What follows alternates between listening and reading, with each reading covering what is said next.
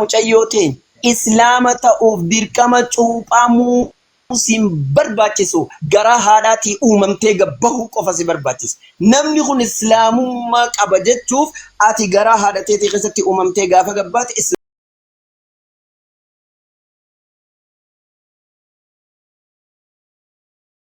islaamummaatiif jaalanna. Na amani.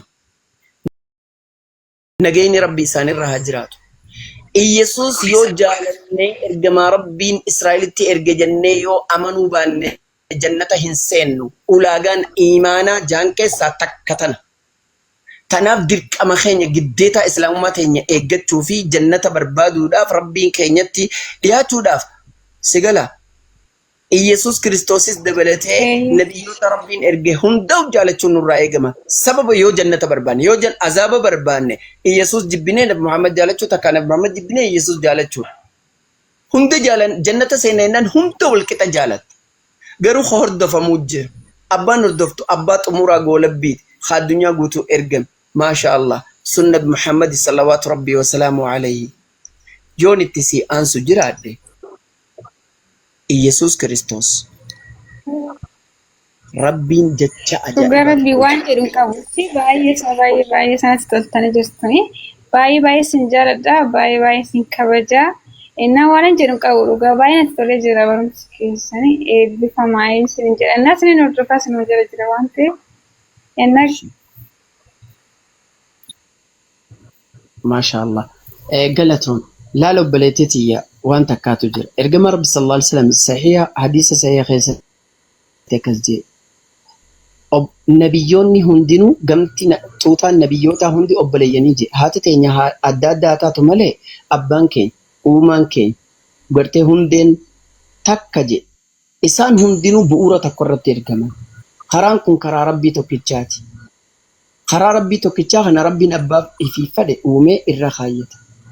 Macaafa Isaayyaas raayichaa boqonnaa 44 irratti warri maqaa kiyyaa yaamaman ilmaan Waaqayyo jaamanii warri ani uummadhe tolche bifatti godhe gara kiyyaa haa dhufanii waan jedhu dubbata. Sun jechuun nabiyyoota warra raajota kanneen. Bakka takkatti nabiyyoonni Rabbiin bira ergaman laal. Rabbiin erge. كونوا عبادا لي من دون الله ولكن كونوا ربانيين بما كنتم تعلمون الكتاب وبما كنتم تدرسون يا ربنا الآن نبي ربين ارجتك أبو سبت ارجع مسنين ربين أسيت ربي قدت نجبرانا ربي ديسا نجبرانا واكسا خنجده تقول لنا نجروجه ولكن قروني جاني كونوا تها لا Nagabbara gabrootan kiyyataa khajeen hin jiru. Garuu rabbaaniyyoota ta'a warra rabbi waaqessu warra rabbii tokkicha qofa waaqessa. Ja'anii barsiisan malee ergama rabbi biraa ergame tokkolleenu kan waaqessaa jiru hin jiru jee. Iyesuus Kiristoos qofa miti nuti. Haadha isaallee jaalanna. Maryam jaamti. Isin qulqulleetti jennee amanna. Rabbiin nu hime.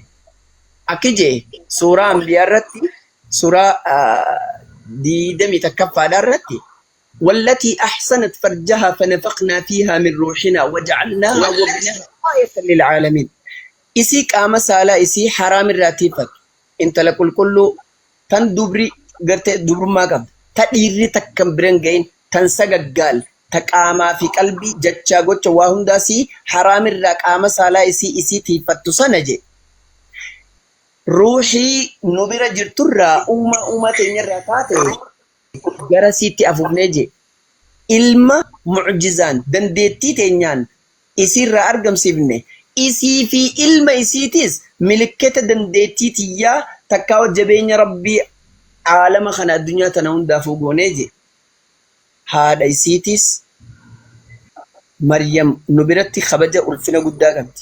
Yesuus kabaja ulfina guddaa qaba. Haati Maryamillee haati Maaraam nu biratti ulfina guddaa qabdi. Isin Hannaa jaamti. Hennaan ulfina qabdi.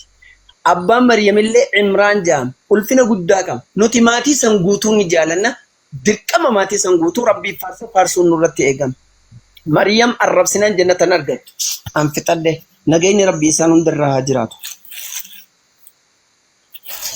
ورحمة الله وبركاته. وعليكم السلام ورحمة. ما شاء الله ما شاء الله. ربي يسر الرجالات. جرتو يا أمتا. هاي قافدو بوليتي تيتوفي. Laa gama kooti xumuree jira jechuudha. Itti fufaasun. Xumuratee waan nagaa kuni qabda islaamummaa irraa isaa ta'u. Boritti deemina har'a xumuree jira jechuudha. Maaliif isinitti dheeressee jira? Sa'aatii baay'ee isinitti fudhadhee jira. No. Ilaa boru ganama ilaa zuurii yoo jettees abshir obboleettii tiyya kabajamtu. Ani maallaqa tokko sirraan barbaadu. Atillee maallaqa narraan barbaadu dalagattee bulta dafqaseetiin bulta fuula namaan dhaabbattu. Waa takka wanni walitti nu haajamsiisan jiru. Garuu obbolummaa foonii qabna. Intala Oromooti. Atillee an lubbuu ta'e ibidda irraa baraaramuu qofatu na gammachiisa. Yaa mucayyoo ta'e. Yoon edda nu du'ellee beeku rabbi anaa fi atis umrii teenya nu hunda warraas keessa jiru haa dheeressu. Garuu akka carraa yoon hin du'ees waan takkaan siidhaamuu fadha. Wanni sun maali? Yaa obboleettii tiyya kabajamtu. Qur'aana kabajamaa keessatti rabbi akkas jaa suuraa sadaffaa 19 irratti inna ad-diina 'inda Allahi al-islaam amantiin rabbi biratti fudhatama qabdu islaamummaa qofaa jee dubbata. Yaa obboleettii tiyya amantiin baay'eetu addunyaa irra jira. Yoo laalle kiristaaniitii gartee kan ja'amee moggaafame. Ammallee hinduizim, buudaayizim, juudaayizim gartee majuusa, mushrika, waaqef amantii baay'ee kumaatamaan lakkaa'amtu addunyaa irra jira.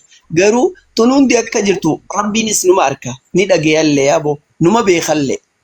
Garuu amantiin rabbi bira fudhatama qabdu wanni lama bakka takkaa dhugaa ni taati.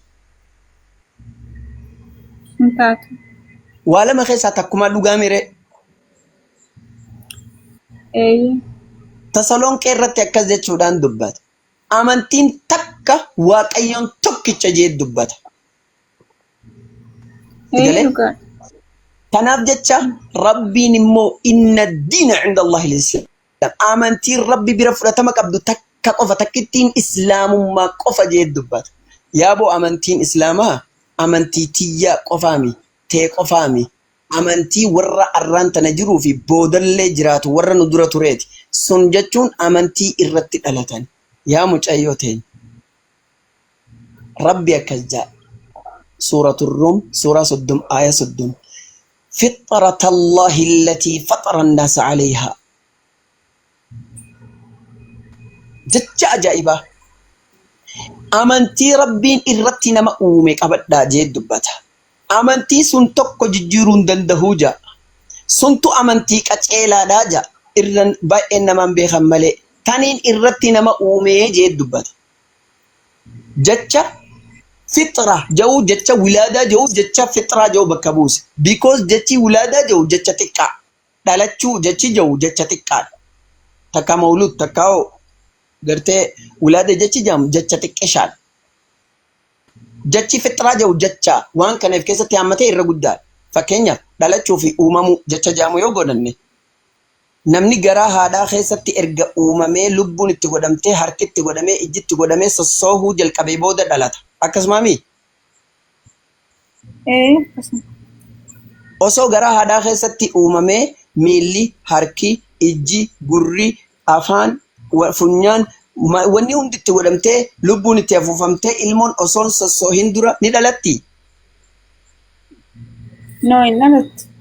Maashaallah. Uumamu jechi jaamu garaa haadhaa keessatti lafeen isaa foon uffattee foon isaa sunirratti qaamni ijaaramee ta qaamni guutuu ta'e taatee eegas booda wanni hundi qirziin qaamatti baatee hafuurri itti afuufame ilmoon taphachuu eegalti sun uumamuu jaama.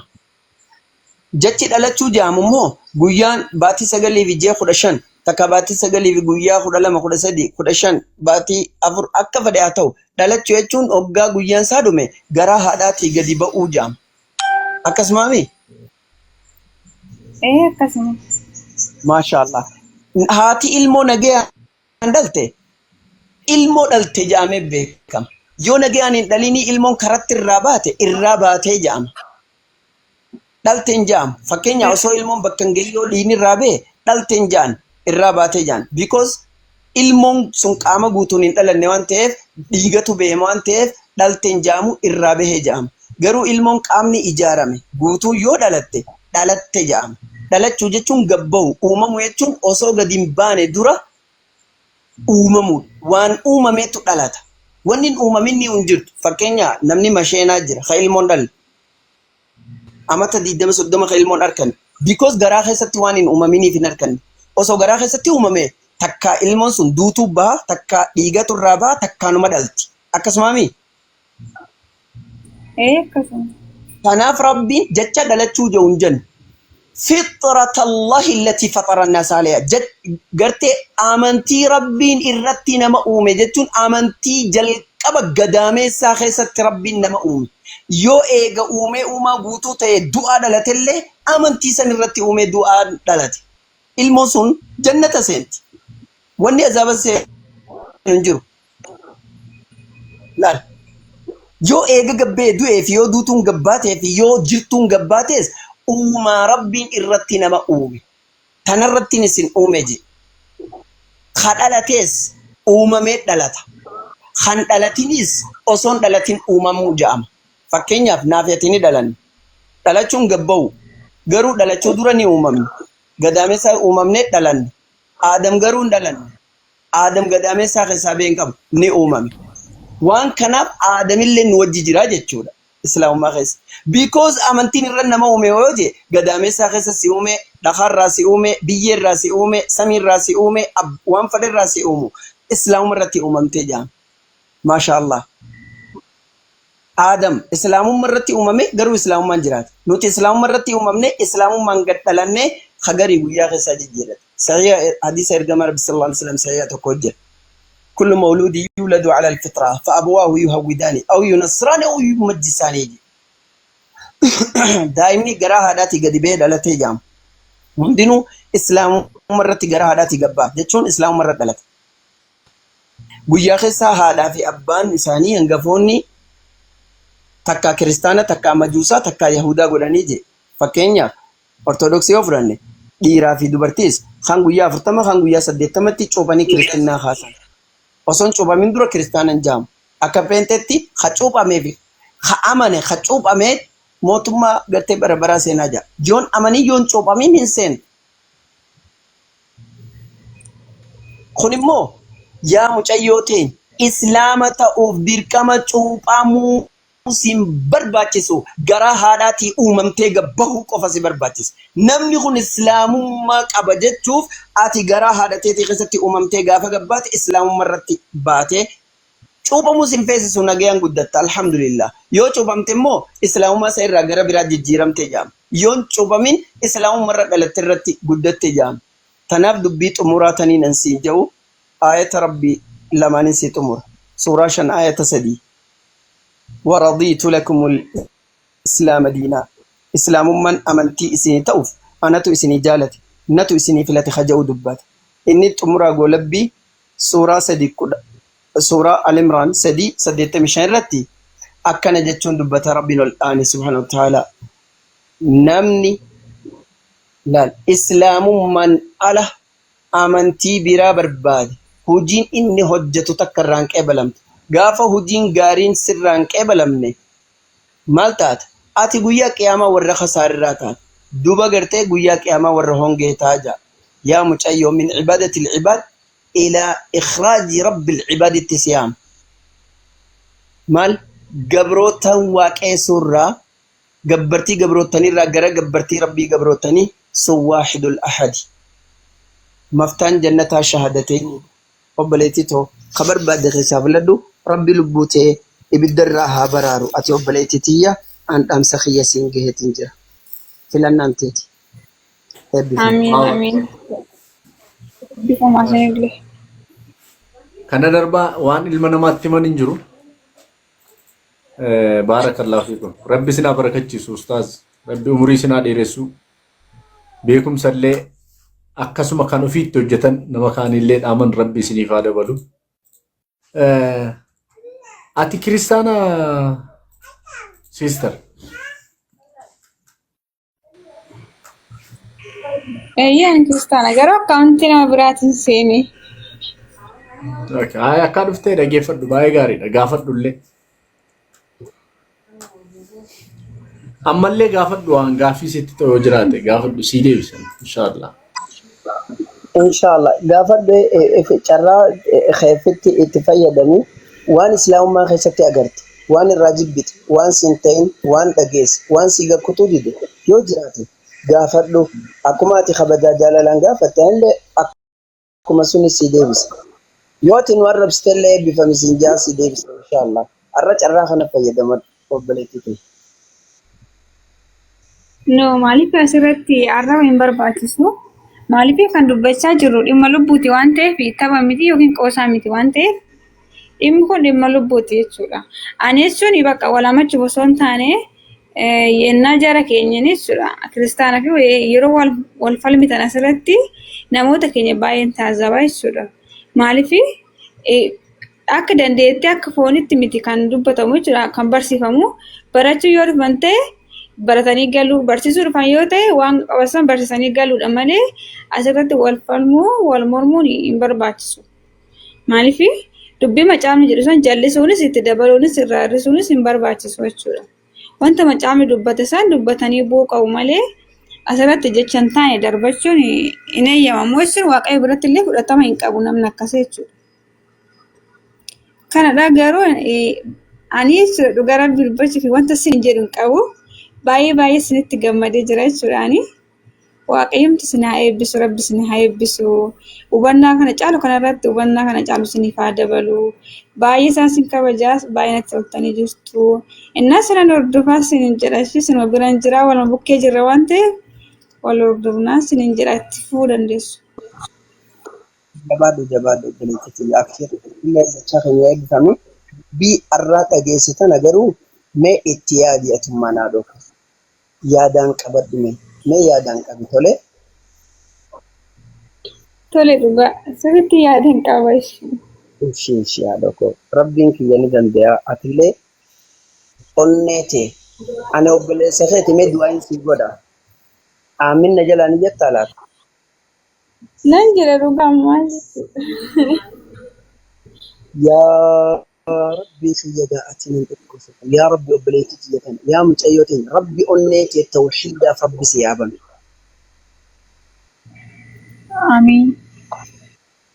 Rabbiin ni danda'a tokkichummaa isaatii fi islaamummaa ifii nuun jaalatee irra nu uumee nuun filate tana Rabbi onnee kee keessatti osoo ulleen bulle utubaa bu'uura tawxiidaa islaamummaa Rabbi si yaafame.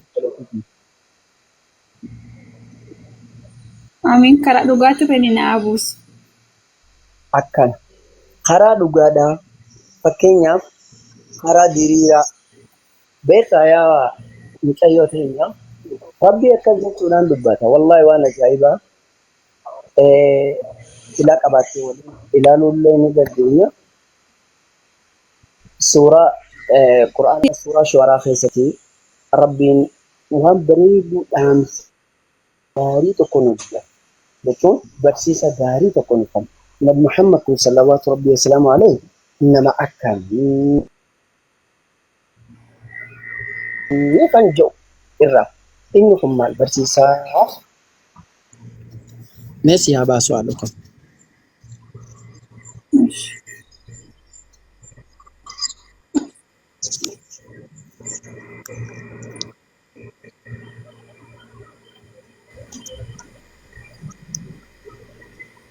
Lal.